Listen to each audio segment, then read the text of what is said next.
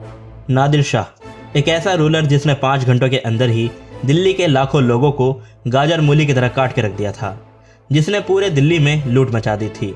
और मुगल एम्पायर, जो इंडिया की one of the most powerful empires में से एक थी, वो भी नादिर शाह के अटैक को रोकने में नाकामयाब रही।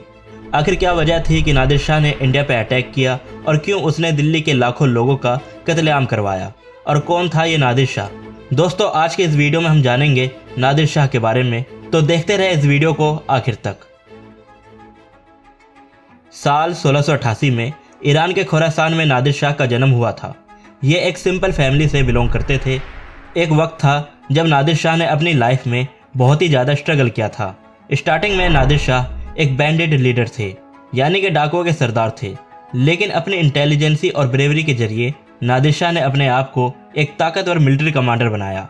नादिर शाह ने खुद को शहंशाह पर्सिया बनाया और अफशारिद डायनेस्टी की नींव रखी।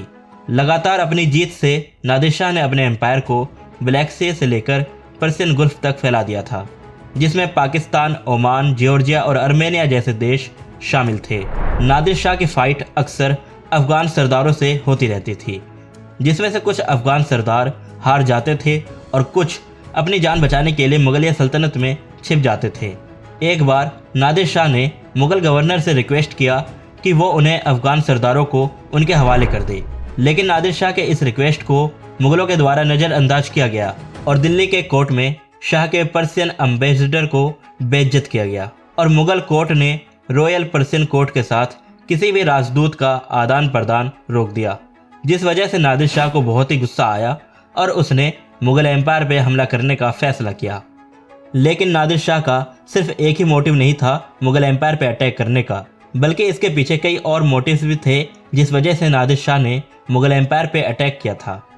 जिस टाइम नादिर शाह ने भारत पर हमला किया, उस टाइम मुगल एम्पायर अपने खात्मे की ओर बढ़ रही थी।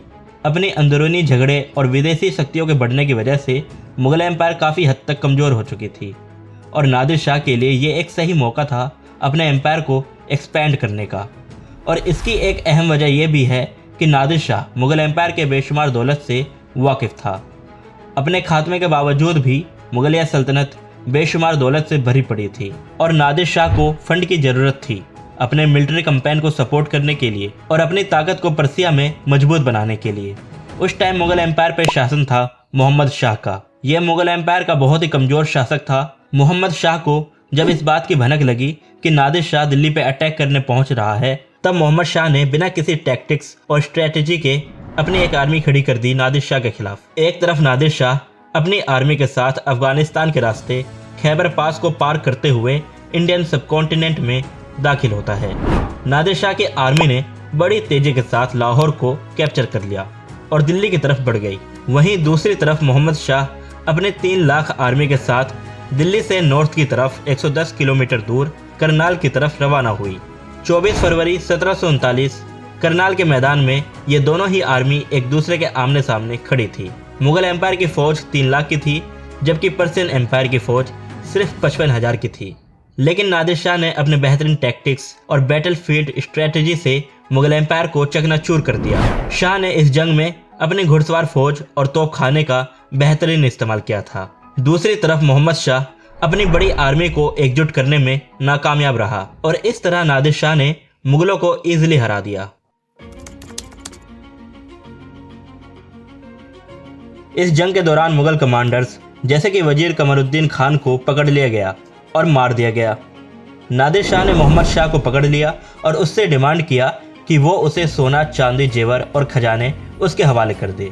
कहते हैं कि नादिर शाह ने मुगल एम्पायर से 600 मिलियन रुपीस की ज्वेलरी, 10 मिलियन रुपीस के गोल्ड और 600 मिलियन रुपीस कैश लूट लिए थे। और तो और मुगल एम्पायर की कीमती तख्त, जिसे पीकॉक थ्रोन कहते हैं, जिसकी कीमत 18 मिलियन रुपीस थी, उसे भी लूट लिया था और साथ ही कोहिनूर डायमंड को भी अपने साथ पर्सिया ले गया था। इस जंग के बाद नादिर शाह का खौफ पूरे दिल्ली में हो गया था।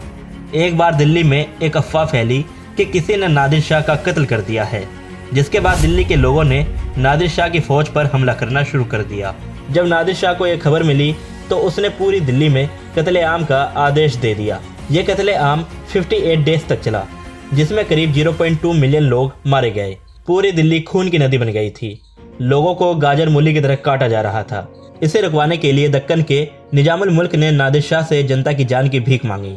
नादिर शाह तैयार हो गया, लेकिन बदले में उसने दिल्ली को भी कई दिन लूटा और इसके बाद नादिर शाह पर्सिया वापस लौट गया।